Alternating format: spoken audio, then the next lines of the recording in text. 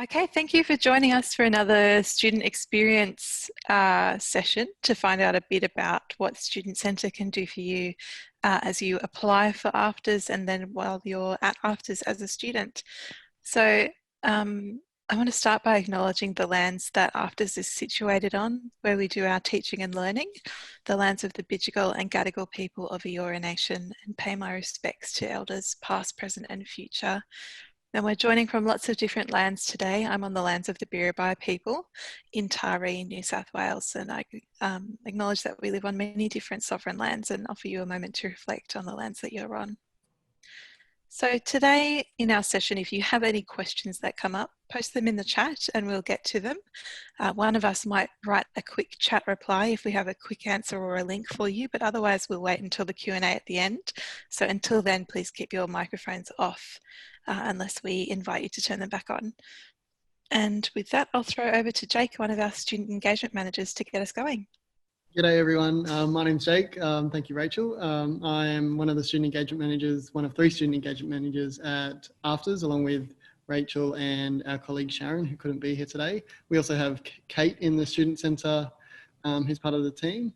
The Student Centre is there to ensure that the student experience at AFTRS is a very supportive and empowering journey. We're around to be there to support you when things aren't going so well, but also to celebrate with you when you achieve something really great. That support comes in the form of learning access plans for students who have health and wellbeing considerations or challenges and require some specific in-class arrangements or consideration by teaching staff. We provide informal support for academic and health and wellbeing challenges. We have Rachel, who's our school counsellor. I'll let Rachel chat a little bit about her role shortly. We provide financial support for students experiencing severe financial crisis. Special consideration for students who are experiencing shorter term challenges or just some consideration and require additional time to complete assessments and things like that. We have an AFTRS peer support program where we pair new students with existing students to assist with getting to know the AFTRS community. We put on monthly staff and student breakfast to bring the AFTRS community together for networking. I'll just hand over to Rachel very quickly just to talk about her role as a student counsellor. Okay, so yes, I'm the student counsellor at AFTRS, and you can come to the Student Centre and talk with the student engagement managers when you're struggling with assignments, you have questions about scholarships, when you need to arrange a learning access plan. But my role in particular is counselling. So as you would expect at any tertiary institution, AFTRS has strategies and supports in place to promote student wellbeing. And one of those supports is through offering counselling to all the students at AFTRS. So the counselling service at AFTRS is free. It's uncapped, so you can come to as many sessions as you need over your time while you're studying. And it's confidential, so making use of counselling doesn't affect your grades and it doesn't affect your participation in classes in any way. Counselling at AFTRS is available in person, virtually and over the phone. So while our students are remote, they're still able to access counselling. At AFTRS, we're lucky to have a really diverse range of students, some of whom are school leavers and this is their first time with tertiary study, and some have studied and worked before, and some have come to us through the industry, and this might be the first time they've engaged in formal study in a while. So that diversity of students means that we've got lots of different reasons why students might be struggling while they're studying at AFTRS. So counselling at AFTRS can help support you in finding a balance between work and study and your life outside of school, with stress and dealing with the study load, with being away from family and supports, particularly if you've had to travel to Sydney to attend AFTRS, mental health, such as supporting students who are experiencing anxiety and depression and other mental health struggles, and the unique challenges that come with working in this industry and working as a creative, because it's a really challenging industry for a lot of reasons.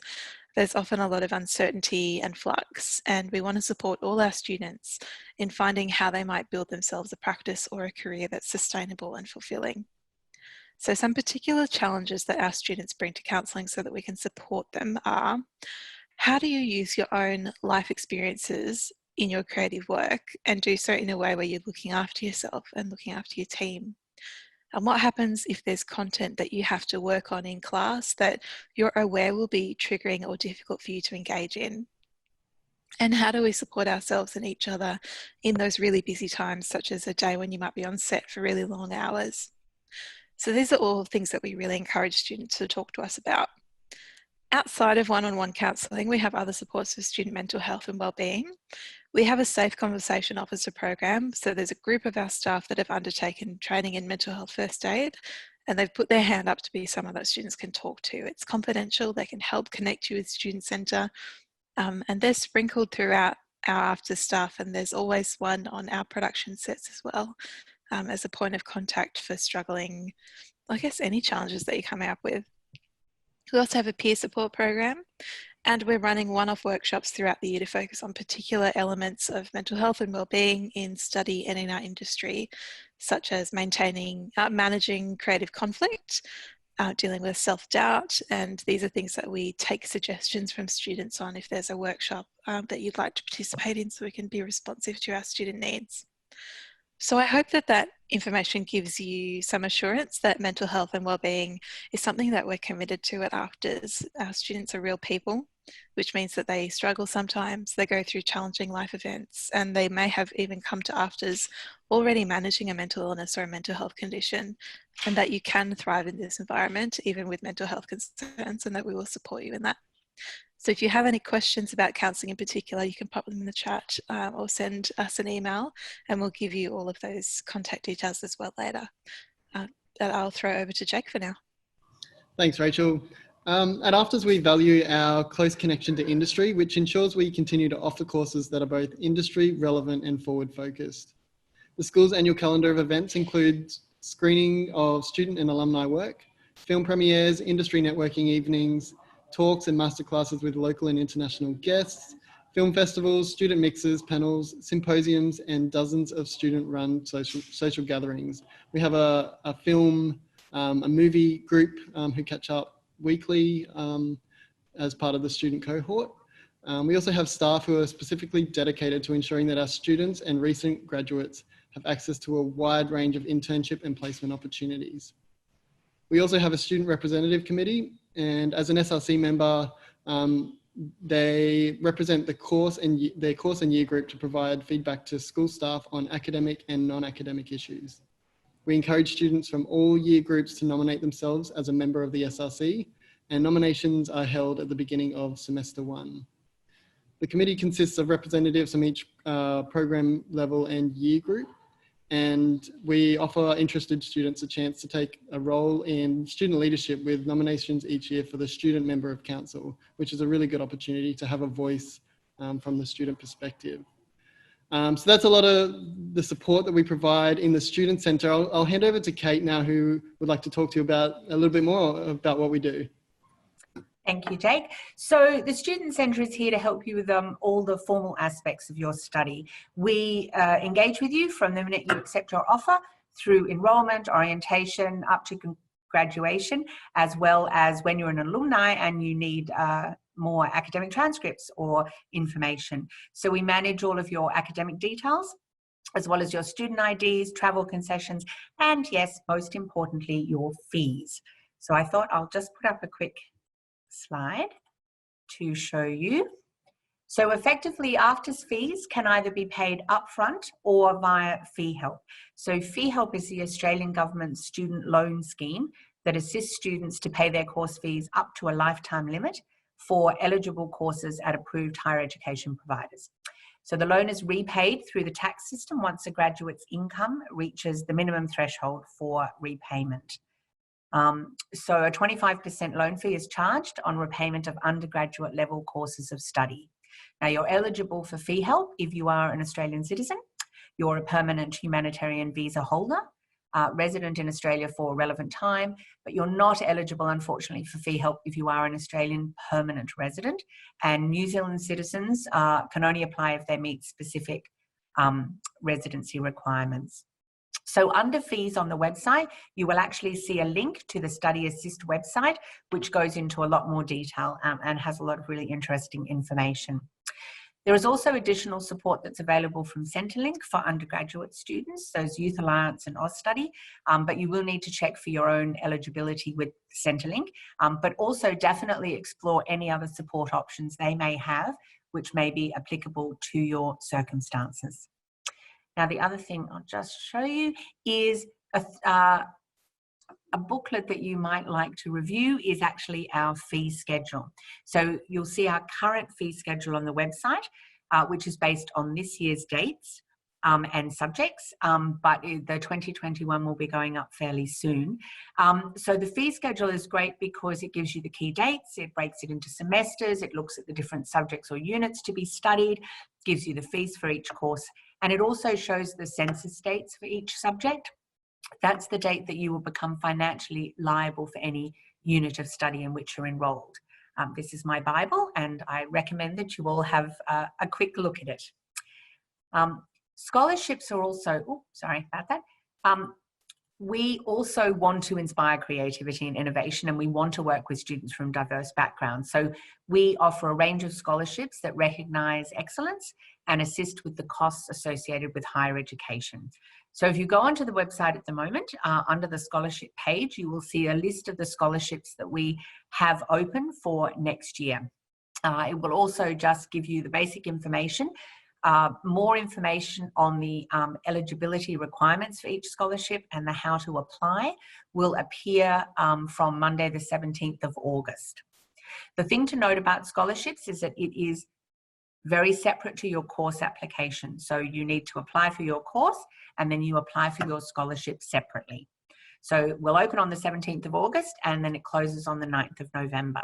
Now, Student Centre staff, we're also here to help you complete your scholarship application. So please, you can email us with any questions that you have or any specifics that you just want to go over. The other thing about AFTRS is that, as we mentioned, we don't unfortunately provide dedicated student accommodation on campus, or we don't have residential colleges, but we do provide you with information and advice on off-campus options. So we're working on a detailed document which will go up on the website fairly shortly with everything from information about how to rent if you're a first-time renter in Sydney, suburbs to look at, proximity to AFTRS, etc. And we also have an AFTRS accommodation Facebook page that you can join. And you can also apply for a student concession Opal travel card, which is great. So the other thing the final thing I just wanted to mention was that on our website, you can currently review some of the key documents that we provide for students. They are updated each year for new and existing student cohorts, but one that you might want to just have a little look at is our AFTRS Student Handbook. Now, it reflects AFTRS and the students' code of conduct, as well as policies and procedures on all aspects of studying at AFTRS. And we are here, the Student Centre is around to help you navigate your way through these policies and procedures once you become a student here. There's also this year's actually orientation guide, which is still up on the website, which will just give you a bit more detail about the AFTRS building, introduce you to some of our different departments and the production facilities, and also outline our fabulous library, which is a very valuable resource for students and the industry. And that is from me. So, questions? Oh, yes, I got one question. Yes. Does the fee help, like it covers the whole course, the fee help? It does. I think that there is a difference. Obviously, if you're an undergraduate, you most probably haven't necessarily used fee help in the past, and there is a limit on each individual student.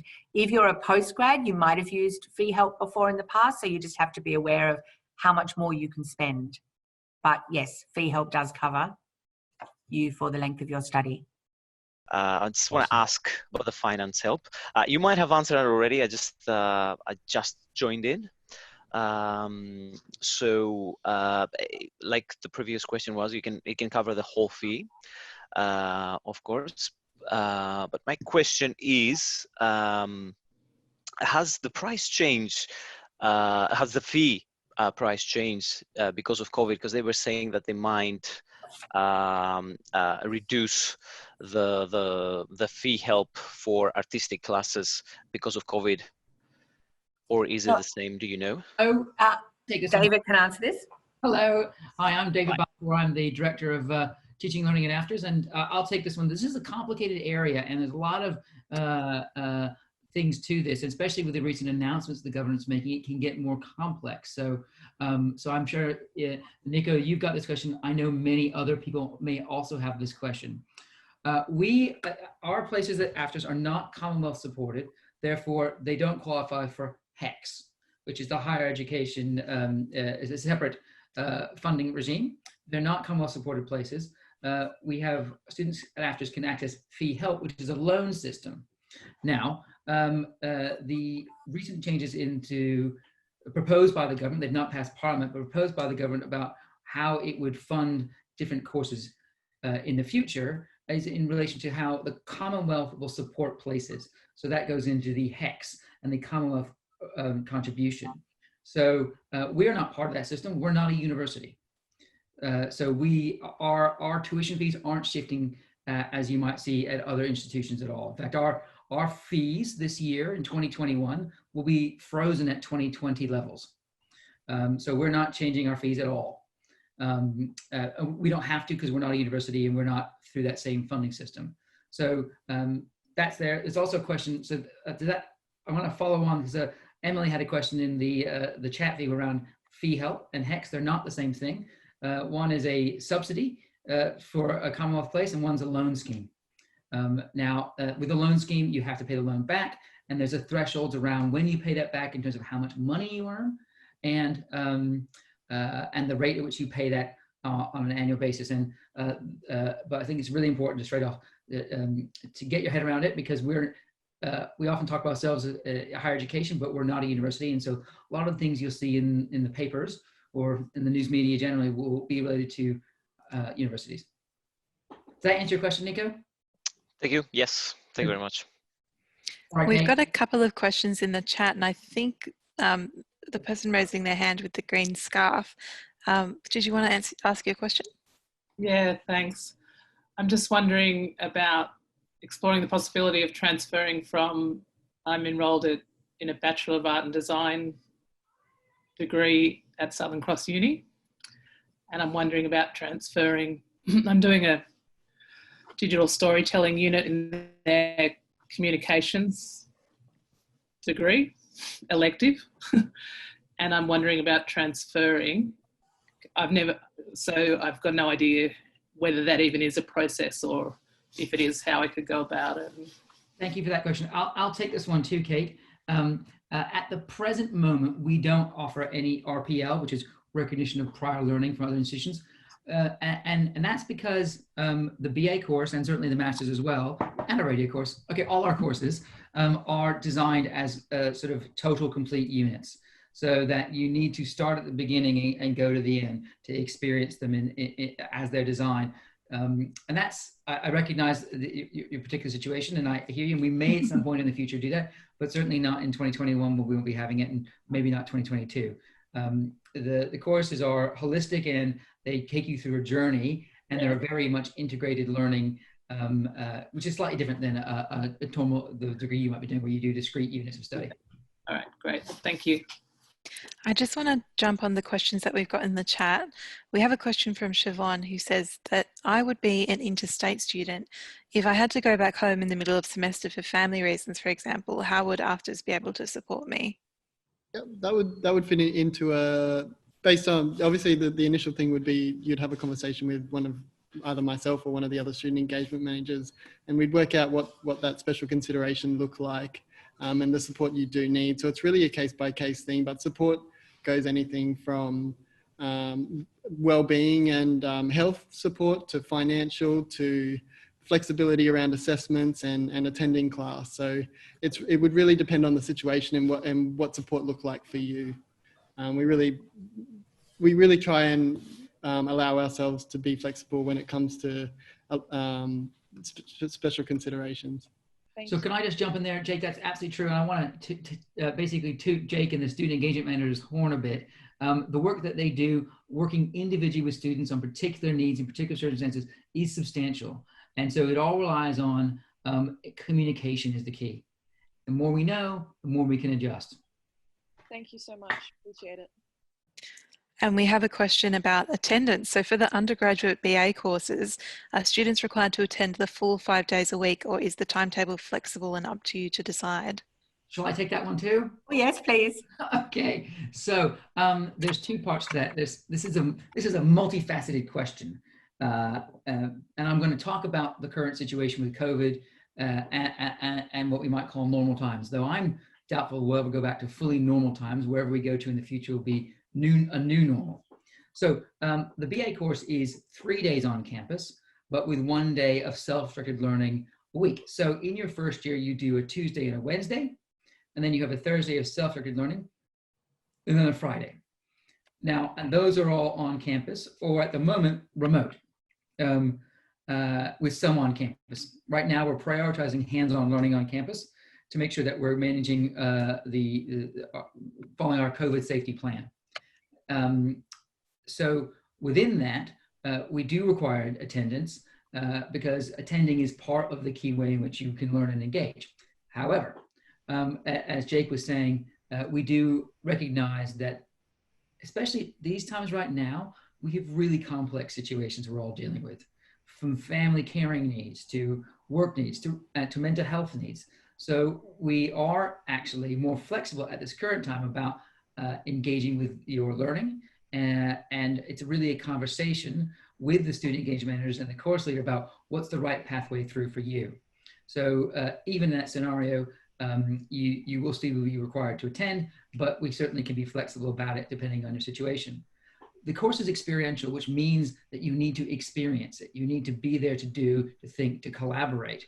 And it's not a case where if you were just by yourself, you can gain all the knowledge. Now, certainly a large portion of it you can, but a lot of the learning is done through what's called the co-construction of knowledge, where you and your peers work on problems and then solve those problems. And through that negotiation, you develop critical skills around critical thinking and problem solving and those key 21st century skills of people skills, where you're able to navigate teams and eventually lead teams. Sorry, I'll just stop talking. So yes, to sum that up, in the BA, you have 3 on-campus days per week, 1 self-directed learning day per week, and then 1 day off per week, as well as your weekends. I'm going to group together some questions from the chat around age. So do we have mature age students at AFTRS? How old do you have to be to come to AFTRS? I suspect that might be from one of our maybe Year 12 leaders. And what is the rough age and experience demographic of a typical intake? David, would you like to answer this one? Happily. Yes. I'll just talk about this current cohort, because this current cohort that started in 2020 is indicative of all our previous cohorts. So straight up your answer, do we have mature age students? Yes, we do. We have students we've got a number of people in their 50 plus range. We've got a number of people in the 25 to 40 range. And we've got a whole chunk of people in the 20 to 25 range, and then a chunk in the, what I would call the school leaver range, which is 18, 19, and 20. Now, the bulk of students will be from that 18, 19, and 20 range. About, at this current year, it's about 55 to 60%. But a number of students have done other degrees, started other degrees, not finished, changed their lives a bit, and they come back. So there are people who have a bit of experience coming back in, and then other people who've done whole other lives and whole other careers who've decided, actually, this is where I want to go. And it's through that plurality, through that mix of people that we actually draw real great strength. So please apply. Yes. There was a question about whether the campus is still in Paddington. Yes, we're in Moore Park at the entertainment quarter, which is parking stands that we have some arrangements with, so it's a fairly accessible space. And then a question from a state student: how does it recognise quality master's course such as advanced diplomas? So what kind of qualifications do we recognise for those students trying to work? All right, so different, what qualifications do you need to contribute to your master's postgrad application? So with a master's degree, unlike other universities, we don't necessarily require undergraduate degrees to apply for any of our postgraduate courses of study, but we do require equivalency of knowledge and learning. So it could be an advanced diploma contributor as well as industry experience. So it's really a portfolio of things. So if you've been working in the industry as a assistant editor for 5 years, that would be perhaps equivalent to having done a bachelor's. So it's building up that experience that you can talk about. And it's really individual and on a case-by-case basis about what your unique experience is. So I'll give you an experience from my life. When I went to film school many years ago, and I had no real film production experience at that time, but I did work in a related field as a producer. And I was able to talk about how I can talk about that experience, then transition into another discipline area. So so think about it in terms of those. What is your life experience, and how does that lead you towards demonstrating you've got a competency of skills and knowledges and experiences? To be able, and the whole point of this is actually making sure that that we're satisfied that you are able to undertake the rigors of the course. That the level of challenge that you can make, because we don't want to admit people who will fail. Failure is an option, but okay. Sorry for dropping out before. Can everyone hear me again? Yes. Great. So we have a question about fees. Are there any upfront payments needed? No. All right, I've got to run. I apologize. Thank you very much, David. So David's our Director of Teaching and Learning. So we're very lucky to have him on board. And he's a great leader within AFTRS.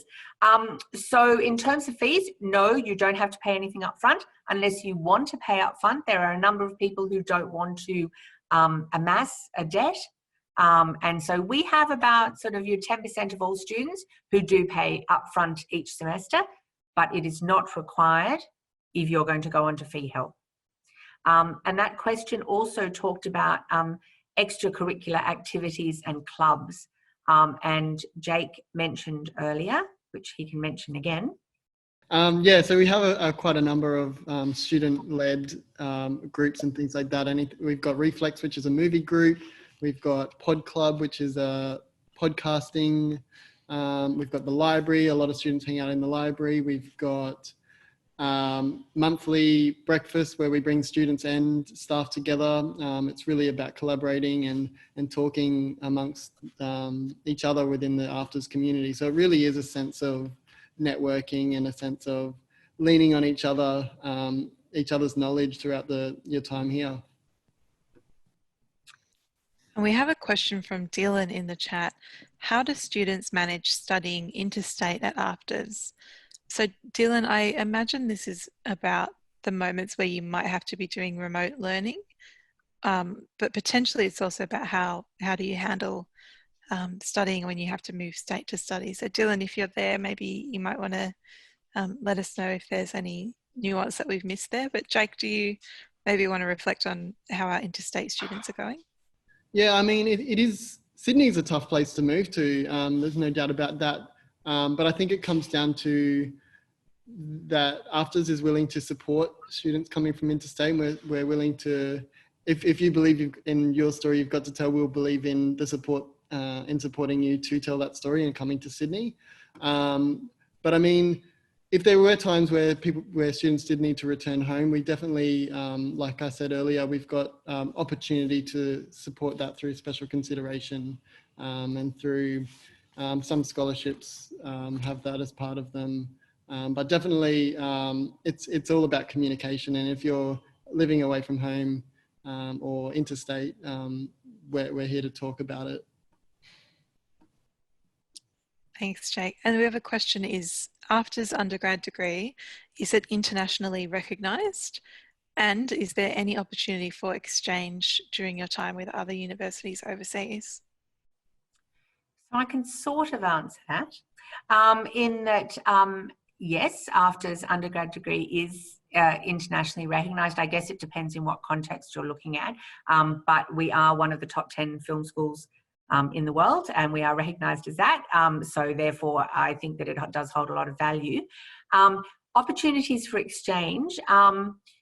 We were due to be sending off one of our Indigenous First Nations students off for an exchange in Holland this year, which sadly is not taking place. We currently don't offer specific exchange. In the past, we've had members of the New York Film School come out here and do a sort of a 3-month semester. And I think during the history of AFTRS, we've definitely had a few coming in and out. I don't think there's anything specifically planned for next year. We do have our internships managers who do work within the Australian industry to find opportunities to give students the chance to go and do an internship or work on, it might be a film set, it might be in a production office, it might be with a specific director.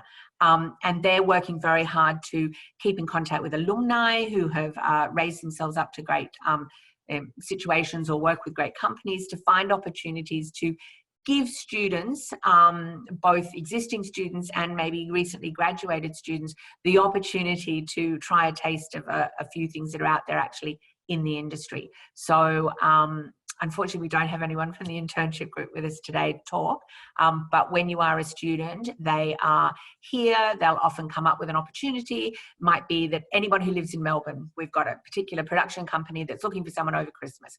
And so they're the kind of things that they will then fire out to anyone who is based in Melbourne, who lives at Melbourne, at home, and go from there. So there are opportunities, and we do look for opportunities.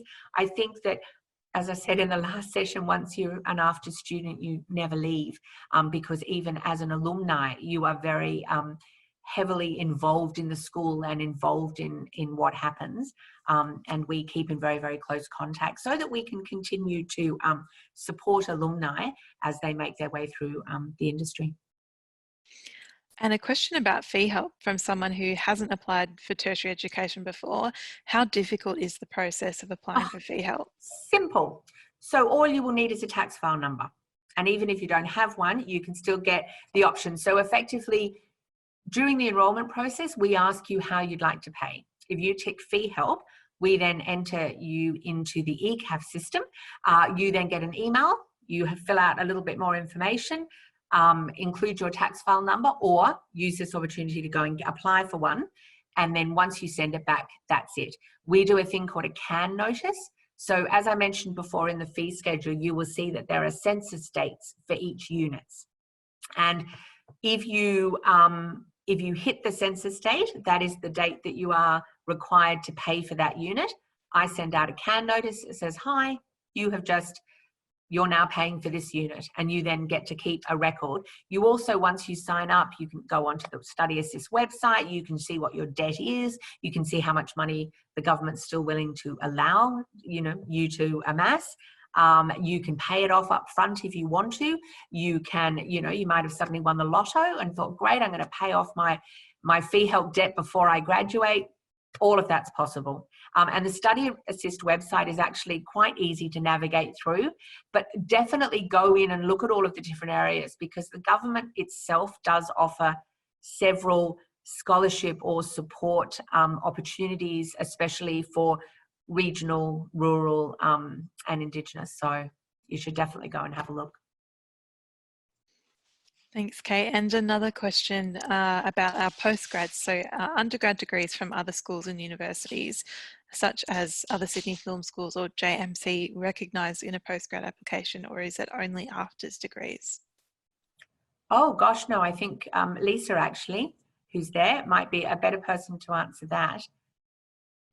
Hi, hello everyone. Yes, if I'm not misunderstanding the question, no, we don't prioritise for our postgrad courses. We do not prioritise those that have completed our Bachelor of Arts Screen production course, if that's what you mean. But yes, the most straightforward pathway is for a student to have completed an undergrad qualification. That meets that sort of entry requirement, and then we would be looking at the application tasks, our application process. So I hope that answers the question. Thanks, Lisa. I think that probably covered that one. A question from someone who probably is a school leaver. So Mia says, I'm a little bit concerned that the AFTRS dates for acceptance is almost a month before the VTAC, and I'm assuming the UAC dates. How would this work? So applying before you've got your results. Look, we don't look at the ATAR for the bachelor course. We're not looking at that ATAR mark. So we understand that there will be a lot of applicants that will be applying for the bachelor course before you have completed your year 12 studies officially. So that's okay. What we would ask is if you've started the application process online for AFTRS, when it sort of gets to that section where it's asking for evidence that you've completed secondary school, you could, if you've got something official from your secondary school, you can always attach that until you get your formal certificate at the end of the year. Basically what I'm trying to say is we understand every case is different. We're here to work with you. So you can always, at that point, if you're not sure about what to include or you don't have anything appropriate at that moment, that's when you would call me and my team at info@aftrs.edu.au or that 1300 number. We can talk with you about what you can include in the meantime, and we'll follow up with you before our applications close to make sure that you have submitted everything appropriate that you need, everything that you need to support your application. I think Joe mentioned before that a letter of enrolment from the school might also suffice. Exactly. Something like that would do just nicely. So if you're not sure, just get in touch with us. We can talk about that and advise you what to put in there in the meantime. Great. We've got about 5 minutes left. So if you have any burning questions, pop them in the chat so we can get to them. And if any questions come up once this has finished, please email us or get on the phone. Whether it's about admissions or about how you're going to manage accommodation or scholarships or anything like that, we want to answer your questions. So send us an email or give us a call. I'll pop them in the chat for these last 5 minutes that we've got you here. Yeah, it's, the admissions team, it's our team, it's our job to support you in the application process. So we're always there. We understand that every one of you is different. Every case is different. Your background, where you're coming from, what you've done, it's all different.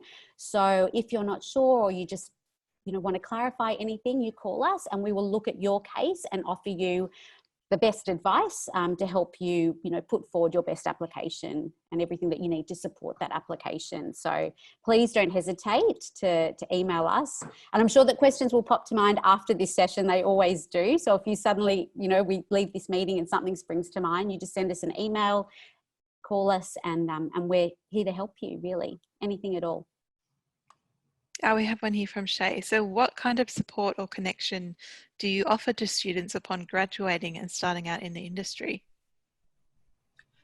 So I can just answer very basically that within certain degrees, certainly within the Masters, there is already an industry connection that's made within your part of your actually teaching and learning there. This is where the internship and sponsorship managers actually work to find opportunities and to find placements or internships that you can do. I know that within radio, there's very, very, very strong, I said very a few times there, very strong industry links that are made during your course. And I think that actually is the same across the BA as well. Finding you or taking the skills that you've learned out into the industry is obviously a very important part of it. And I wish we had someone from BA Year 3 here who could talk to that, but it is something that we are committed to helping you and sending you off in a direction and providing contacts and support. It's one of the reasons why, as a student, we encourage you to actively get involved in everything that the school does. Whether it be guest speakers to come and speak to, there are things called TV talks which happen once a month, specifically around the TV industry. So that might be an area that you're interested in. They're open. TV talks is open to everybody. So you should have a look on the website. We're currently doing them online, I think on a Tuesday lunchtime now. But they're really interesting. They just take different people from the industry and you have a chat. But as a student, we encourage you to come. It will bring the industry into the building and encourage you to engage with them, to discover, you might meet someone and go, oh my God, I really want to do what they're doing. And that's part of the process. I hope that answered that. We have a question from Emily, who's based in Byron Bay, and says they're looking at doing the master's course. Is there any way of completing sections of the course via distance? Not, well, and this is, I wish David was back here, not officially. though at the moment, obviously, there are elements of online which are happening as part of the Masters. I know that Masters last semester, we tried to move as much of it online as possible, so that this semester for both years in the Masters, it's very much as much on campus as possible, because it's all about doing their capstone project, which is effectively making their film, taking all of their skills and actually producing content. At the moment, no. I think if you're thinking of it like, oh, I'll just do a couple of subjects, you know, during a semester from home in Byron and then only come down to Sydney X, Y, and Z. At the moment, no, but I think, as we've said before, there's a sort of an element of flexibility and fluidity in mapping out how next year is actually going to be. But in an ideal world, you would be, Emily, coming down to Sydney, and then we'd all be coming to Byron to stay in your house for holidays. So, yeah. We have a question from Lydia about the Charlie's Desk initiative, which I'm just going to pop into the chat. The text from our website. So Charlie's Desk is an initiative where in LA, so in Los Angeles, there is a desk space that is set up by AFTRS and by Australians in Film. And that desk is, based on availability and approval, open to AFTRS alumni to be using it. And you can go to the Charlie's Desk page on the website to learn a bit more about that as well. Brilliant. We have a question from Charles who says, I'm rural. What kind of help and support can I get at AFTRS? Jake, do you want to do that? Yeah, so we have students who come from all over Australia, and the courses are currently all located in Sydney. However, we do provide extensive support for students who are relocating, and we try and guide students with accommodation and financial assistance and things like that as much as we can. So support-wise, it really comes down to what your needs are and what support looks like for you, and we work backwards from there and try and do as much as we can to make it a really smooth and safe and comfortable process for you. Also have a look in the scholarships, because there's one or two that are specifically targeted for people who have to relocate or for a rural or regional background. There are also, partly in response to coronavirus, some very new government initiatives, particularly to encourage school leaders from rural areas to not take a gap year but engage straight away in study. And I believe there's some financial incentive there. So if you take a look on the Services Australia, I believe that's the right website that has some external scholarship information. But starting with Google to see what new scholarships external to AFTRS are coming up will also be useful. I think actually also on the Study Assist website. Study Assist. You can navigate your way through there as well. Yeah, that sounds more useful. So we're at the end of our time. Does anyone have any burning questions that they want to ask us rather than save them for email? All right, we might close the session now, but thank you very much for coming. And if we will drop the an email address into the chat for anyone who has any other questions or wants to just explore things a little bit further. But thank you all very much for tuning in, and we hope to see you here soon.